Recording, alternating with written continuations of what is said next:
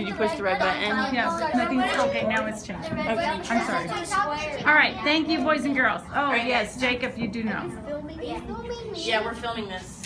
Is that on YouTube? No. I want to go on YouTube. I want to have money for this. So, listen up, guys. We're filming this so that I can see how good I am at reading books to kids. So, I'll be able to watch myself later and say, oh, you need to do this differently or you need to do that differently. Yes, sir. If it's really good, could you post it on YouTube? I'll put it on my blog and it'll go on YouTube. Yeah, I have a YouTube channel. Cool. Can you put me on it? No, I cannot put any children on there. You have to put me on it because both of us Well, whatever happens, guys, we're going to read this book right now and you can ask me questions about that maybe at recess. Okay? We're going outside. But you don't go. When we go to recess, we can talk about it. This book is called Calvin Can't Fly. The story of a bookworm birdie. Who knows what a bookworm is? Not me. Nope. I know. Jenna, what's a bookworm? Someone that. Jenna? It's like a worm that eats books. A worm that eats books. Well, Sebastian, what do you think a bookworm is? People that like to read books. They don't want to do anything else, just read books. And what do you think? A bookworm is someone who reads books a lot. The only thing that they do is read books. So, is he a worm? Does that look like is that a worm? No, he's a bird. That is a bird. So what do you guys think, just judging by the cover and the title, what do y'all think this book's going to be about? Raise your hand and tell me what you think this book. Yes, sir. A bird that doesn't want to fly. He just wants to read. He doesn't want to paint. He doesn't want to draw. He doesn't want to write. He doesn't want to talk. He doesn't want to. He just wants to read. All right, well let's read and see what's going on with this book.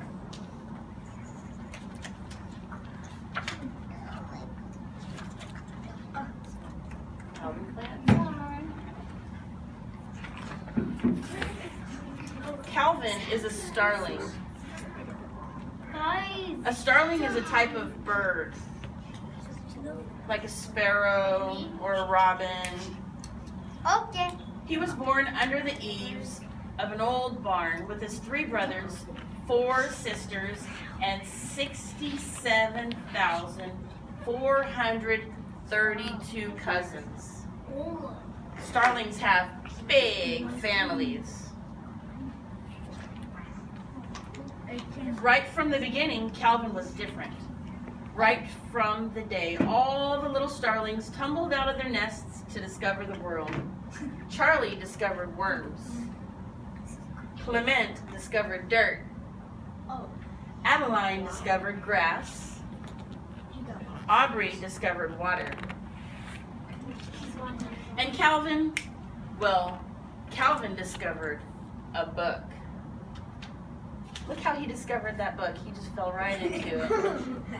He's a what's like, oh, I want to dive into that. Like, While all of Calvin's cousins chased beetles, bugs, and ants, Calvin was learning to read letters, words, and sentences.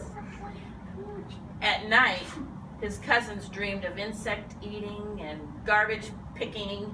Well, Calvin dreamed of adventurous stories, legends, and poetry.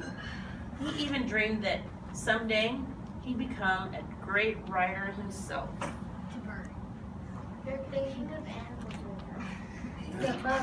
On June 1st, when all the other little starlings lined up for flying lessons with their teacher, Mr. Wingstead, Calvin was nowhere to be seen. Where is that bird? They're looking for Calvin. Where's Calvin? Where do y'all think Calvin is? He's reading somewhere probably. Actually, you're right. Calvin was in the library. I said the bookstore. As the other little starlings were out learning to swoop and hover and fly, figure eights, Calvin buried his beak in books. Oh wow. That's actually a good hideout. To be honest, guys, if you just had a huge tree and like cut a U in it, you could just walk on it. Calvin read about pirates and cavemen, volcanoes and rainbows, whales and dinosaurs. Calvin especially loved dinosaurs. He learned how the planets circle the sun, what makes the wind blow, and amazing facts like how caterpillars grow up to become butterflies. His books took him to places wings never could, and his heart fluttered with excitement. He loved reading books. Calvin's cousins called him Nerdy Birdie, Geeky Beaky, and Bookworm. And when you're a bird, being called a bookworm is a very bad thing.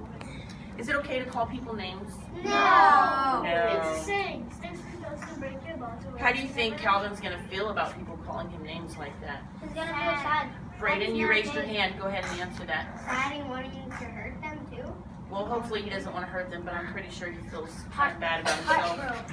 Calvin ruffled his feathers and mumbled, "Oh, how the wounding words of scorn do sting." Then he sadly waddled back to the library, the only place he was happy. Oh my goodness, Thomas? tweet. That could be confusing because like everyone like the same. What the tweet says like one can't be the same. Like he different because like he liked to read. Well, you know what? That's kind of like us, because we're all different too. Some people like to read. Some people want to do math. Some people like want to to draw. The library's given tree.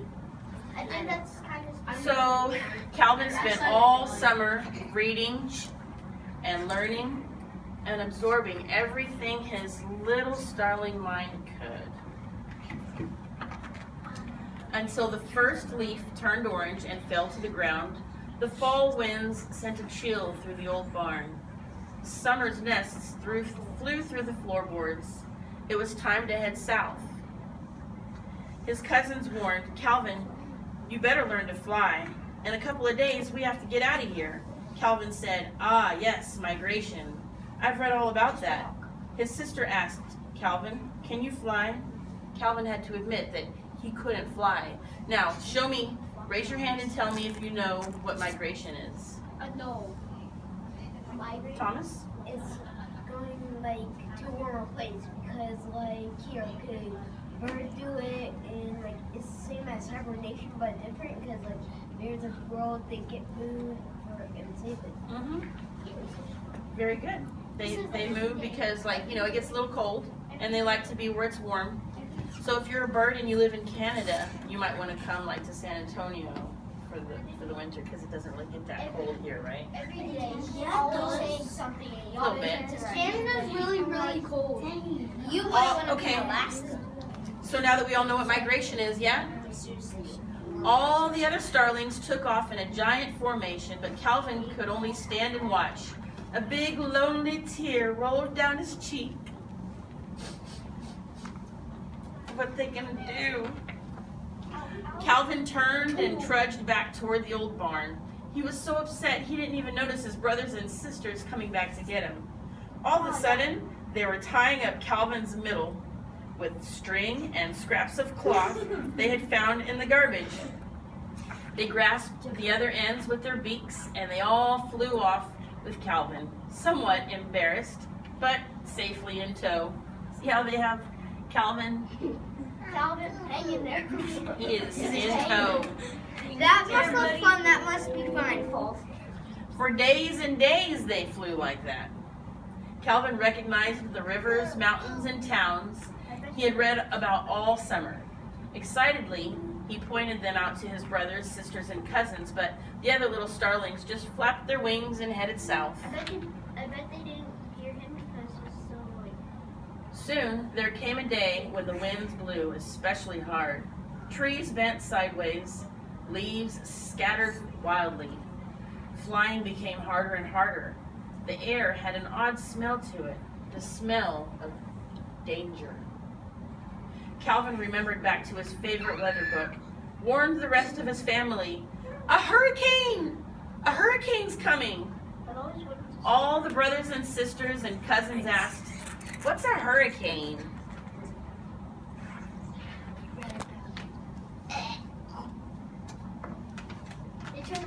Calvin explained, as quickly as his little beak could, "We need to get out of the path of a violent tropical weather system, which is storming up the coast at a tremendous speed and will not diminish until it encounters large stretches of land masses. Everybody make haste into that cave. They had no idea what Calvin was saying, but they had to admit it did sound real. So the flock made a loop-de-loop, left a dipsy-doodle right, and dove into the cave. They did everything Calvin told them to do. So they're trying to hide from this storm that Calvin's talking about. To their amazement, a great storm did blow across the land. It thundered over the mountains, it roared through the villages, it smashed and crashed, rumbled and raged, just as Calvin had predicted. The whole big starling family gathered together, watching in fear and awe. The storm finally ended. The sun came out in the sky, and the starlings came out of their cave.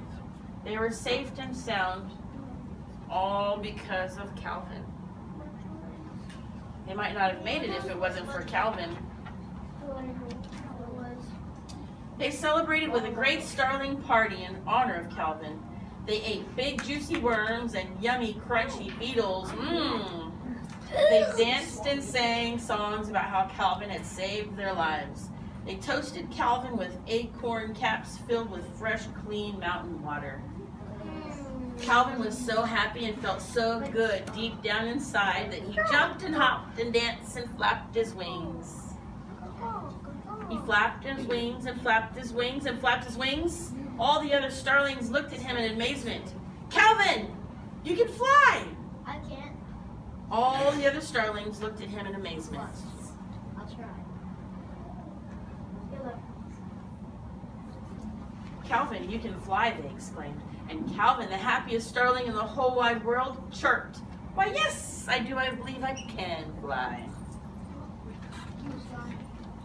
And they all flew south with big, wide smiles on their little starling faces, especially Calvin. That's Calvin. So now he can read a book and he can fly. He knows all about the world and he's learning through the books that he reads. And so, who can tell me, raise your hand, how has being a bookworm helped Calvin and his family? Yes, Tim. If he hadn't read books, he wouldn't have known that was a hurricane. And he wouldn't make it. That is, you're right. That is so true. Does anybody else have any ideas They would about? turn into a pile of feathers. Yeah? They They might might not die. make it south. That's true. Thank you guys so much for listening to my story. I hope you liked it.